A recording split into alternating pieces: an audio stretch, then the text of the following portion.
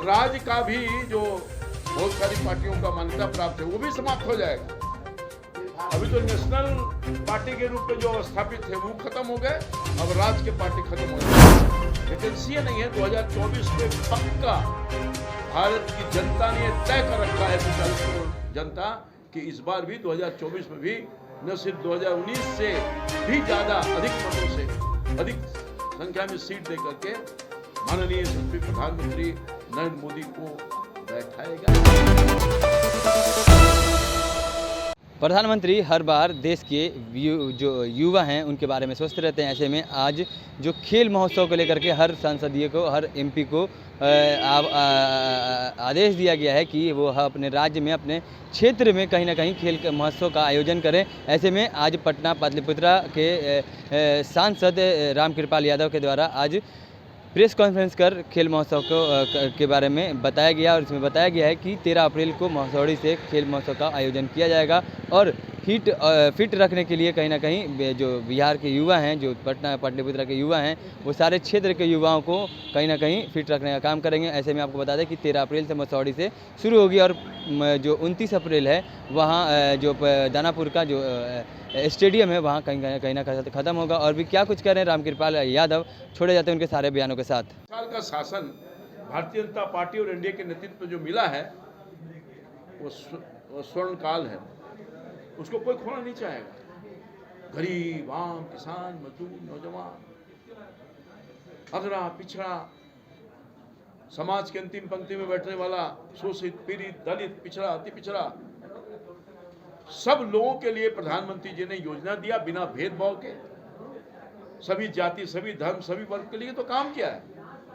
और 9 साल में जो काम हुआ है पिछले 60 वर्ष में काम नहीं हुआ।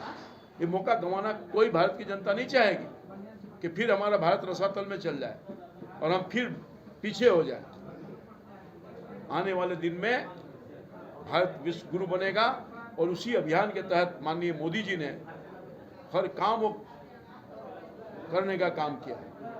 सर 24 में आम आदमी पार्टी चैलेंज होगा या कांग्रेस चैलेंज रहेगा? राष्ट्रीय पार्टी कांग्रेस। अरे कोई चैलेंज नहीं है भाई भारतीय जनता पार्टी के साथ। अपना मियाँ मिट्टू बनते रहे, कोई चैलेंज नहीं है यार। कहाँ मोदी जी का नेतृत्व और कहाँ ये सब, कई दल का तो अस्तित्व समाप्त हो गया, मालूम है कि नहीं। राष्ट्रीय पार्टी के रूप में जो अपने आप को स्थापित किए हुए थे, देश की जनता ने मैंडेट दिया, उनका अस्तित्व समाप्त हो गया। आने वाले 2024 में कोई किसी का आता पता रहेगा? राज्य का भी जो बहुत सारी पार्टियों का मान्यता प्राप्त है वो भी समाप्त हो जाएगा। अभी तो नेशनल पार्टी के रूप में जो स्थापित थे वो खत्म हो गए, अब राज्य के पार्टी खत्म होने वाली है। विपक्ष पार्टियों के द्वारा भारतीय जनता पार्टी पर आरोप लगाया जा रहा है कि पर्दे के पीछे कुछ खेल हो रहा है। क्या खेल हो रहा है? ईवीएम का। ये ईवीएम का। मुझे हंसी आ रही है। अगर ईवीएम का खेल होता तो जो कई राज्यों में सरकार बन गई तो वहाँ ईवीएम का खेल नहीं हुआ। बता दीजिए ना, ये जो हिमाचल में अभी चुनाव हुआ, कांग्रेस पार्टी की सरकार बन गई, तो वहाँ क्यों नहीं ईवीएम का खेल हुआ?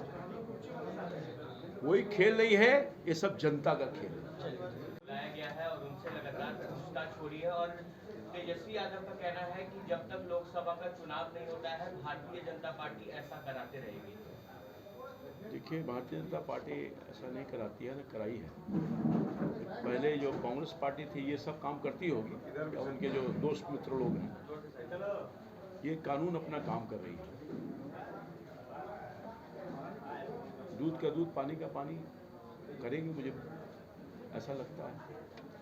इसलिए किसी इसको पॉलिटिकल एंगल देने की जरूरत नहीं है। एक और सवाल, बीते दिनों पहले इफ्तार पार्टी हुई थी जिसमें चिराग पासवान को भी बुलाया गया था। चिराग पासवान को अब महागठबंधन के नेता लगातार निमंत्रण दे रहे हैं कि आप महागठबंधन में शामिल हो जाएंगे। चिराग पासवान जी ने बयान दिया है, आप लोगों ने उसको चलाया भी होगा, मैंने देखा भी है।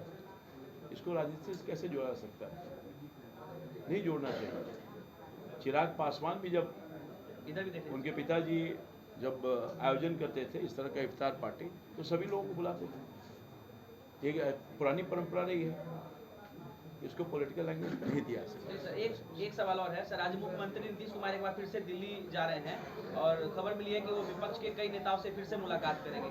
पहले भी तो मिल के आए थे ना, याद है कि नहीं? शुरुआती दौर में ये जो विपक्ष के जो नेतृत्व करने वाला कांग्रेस पार्टी के नेता हैं, 2 मिनट से ज़्यादा समय नहीं मिला था। 2 नेता गए थे, 2 मिनट से भी ज़्यादा समय नहीं मिला था। बस इतना ही कहेंगे। कुछ दिन पहले मल्लिकार्जुन खड़गे से भी उनकी फोन पे बातचीत हुई थी। क्या लग रहा है नीतीश कुमार सपना देख रहे हैं क्या कि पीएम उम्मीदवार बने? वो तो कह दिए हैं कि हम तो उम्मीदवार ही नहीं हैं। उनके जो एलआई पार्टनर है उन्होंने भी कह दिया है कि ना हम मुख्यमंत्री के उम्मीदवार हैं, नहीं प्रधानमंत्री के उम्मीदवार हैं। वो नीतीश कुमार जी ने 50 बार कह दिए हैं कि हम उम्मीदवार नहीं हैं। अब वैकेंसी नहीं है तो कोई ख्वाब देखते रहे। वैकेंसी नहीं है, 2024 में पक्का भारत की जनता ने तय कर रखा है, 140 करोड़ जनता, कि इस बार भी 2024 में भी न सिर्फ 2019 से भी ज़्यादा अधिक मतों से अधिक संख्या में सीट दे करके माननीय यशस्वी प्रधानमंत्री नरेंद्र मोदी को बैठाएगा ही। देश को रसातल में नहीं ना भेजना है। देश बहुत बर्बाद हो चुका है। तो अपने पड़ोसी राज्य का भी, बिहार, उड़ीसा और बंगाल एक ही राज्य था, कम से कम अपने पड़ोसी राज्य से भी कुछ सीखना चाहिए। बिहार उड़ीसा से सीख ले, कहीं से नहीं सीखेगा तो वो कोई इंटरेस्ट लेने का काम नहीं कर रहा है। इसलिए मैं माननीय मुख्यमंत्री जी से विशेष तौर पर अनुरोध करूंगा। अभी मैं गया था अपने खेल मंत्री अनुराग ठाकुर जी के पास, अपने क्षेत्र के स्टेडियम के लिए, इंडोर और आउटडोर स्टेडियम के लिए। एक भी नहीं है, हमारी प्रतिभा बहुत है। हजारों बच्चे ऐसे हैं और बच्चियां जिसमें खेल में बहुत रुचि लेने का काम कर रहे हैं। कोई जगह नहीं है उनको ट्रेनिंग देने के लिए, कोई प्रयास नहीं है। तो हमने कहा था कि आप हमारे यहाँ स्टेडियम देने का काम कीजिए, मगर माननीय अनुराग ठाकुर जी ने कहा राज्य सरकार से आप प्रस्ताव भिजवाइए ताकि हम आपके यहाँ स्टेडियम का निर्माण कर सकें। पैसे की कमी नहीं है। हमारे आशुतोष जी पूर्व जिला अध्यक्ष, हमारी पार्टी के वरिष्ठ नेता आगे। तो मैं समझता हूँ कि मैं आपके इस मंच के माध्यम से माननीय मुख्यमंत्री जी से अनुरोध करूँगा कि साहब आप बच्चों के भविष्य के लिए, बच्चों के भविष्य के निर्माण के लिए, इतनी बड़ी आबादी है मगर जितना प्रोत्साहन मिलना चाहिए नहीं मिल पा रहा है, जिससे हमारे बच्चे आगे परफॉर्म नहीं कर पा रहे हैं। ये बच्ची जो है, बेटी हमारी बिहार की बेटी है, मैं इसको सरकार का कोई सहयोग नहीं है। ये तो स्थानीय स्तर पर जो इस तरह का एसोसिएशन है, कबड्डी एसोसिएशन, जूडो एसोसिएशन, इन लोग प्रोत्साहित करके ट्रेनिंग देके ऐसे बच्चों को आगे भेजने का काम करिए। राज्य सरकार को जो रुचि होना चाहिए वो नहीं ले पा रहा है। तो इसलिए मैं समझता हूँ कि निश्चित तौर पर हम पुनः मुख्यमंत्री से अनुरोध करेंगे कि आप भी कोई पहचान बनाइए। कुछ नहीं तो कबड्डी में पहचान बना दीजिए, कुछ नहीं तो जूडो कराटे। पैसा आपके पास नहीं है तो इसमें पैसे की बहुत जरूरत तो है नहीं। अभी जूडो कराटे चलाते हैं, ये हमसे 2 बरस से कह रहे हैं कि जूडो मैट दे दीजिए। जूडो मैट नहीं रहने के कारण, अभाव के कारण ये बच्चों को अच्छी ट्रेनिंग नहीं दे रहे हैं। अब तो बाहर में तो जूडो मैट की आवश्यकता होती है जो इनके पास उपलब्ध नहीं है, तो ये हमसे मांग कर रहे हैं। तो सरकार किस बात के लिए है भाई? खेल में जो रुचि रखने वाले बच्चों हैं उनको नौकरी में जगह दीजिए, उनके रिजर्वेशन में करने का काम कीजिए खिलाड़ियों को। तो आप रिजर्वेशन में कुछ रखे होंगे तो केवल कागज पर है, जमीन पर आता ही नहीं है।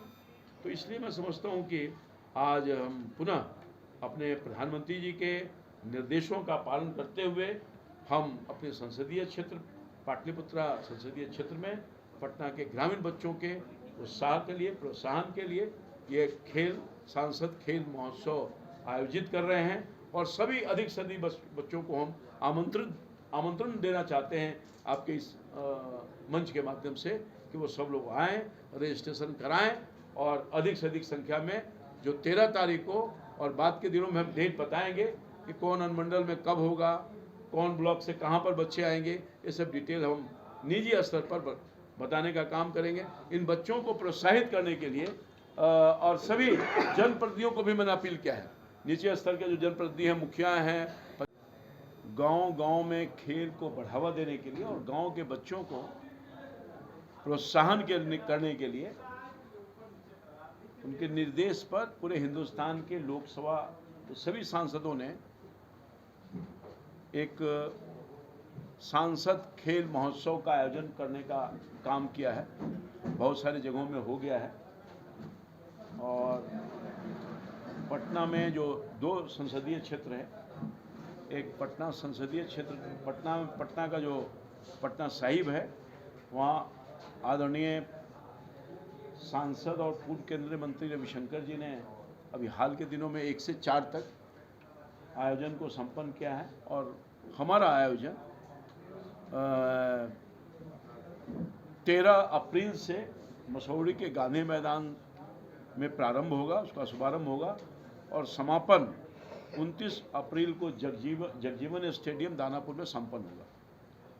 और इस बीच में हम लोग जो अनुमंडल स्तर पर इस खेल का आयोजन करेंगे, जिसमें 13 तारीख को जो प्रतियोगिता में भाग लेने वाले बच्चे और बच्चियां होंगी, वो मसौरी का, धनरुआ का और पुनपुन ब्लॉक का, ये 3 ब्लॉक के बच्चे आ करके और बच्चियां जो है कबड्डी प्रतियोगिता करेंगी।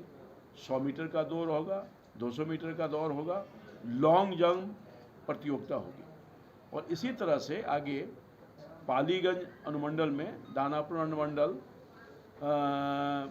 में भी सांसद खेल महोत्सव आयोजित किया जाएगा। ये 3 अनुमंडल हमारे पटना के ग्रामीण इलाके में 3 अनुमंडल हैं, जिसमें खास तौर पर जो पार्टिसिपेट करेंगे प्रतियोगी, उसमें जो खेल आयोजन किया जाएगा उसमें जूडो है, हैंडबॉल है, कबड्डी है, फुटबॉल है, जैसा कि मैंने आपको कहा 100 मीटर और 200 मीटर का दौड़ है, लॉन्ग जंप है और अन्य कई खेल आयोजित किया जाएगा, जिसमें हमारे वहाँ के स्थानीय बच्चे पार्टिसिपेट करेंगे, उनको एक मंच मिलेगा।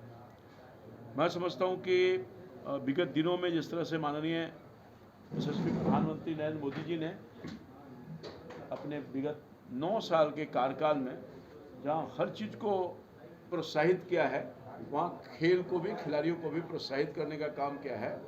और इसीलिए आपने देखा होगा एक नए अभियान के तहत खेलो इंडिया, एक नया कॉन्सेप्ट के तहत पूरे हिंदुस्तान के बच्चों को प्रोत्साहन राशि भी देने का काम किया है और कई तरह की अच्छी ट्रेनिंग या इंफ्रास्ट्रक्चर डेवलप करने के लिए, स्टेडियम बनाने के लिए, ट्रैक बनाने के लिए बहुत कुछ काम करने का काम किया है।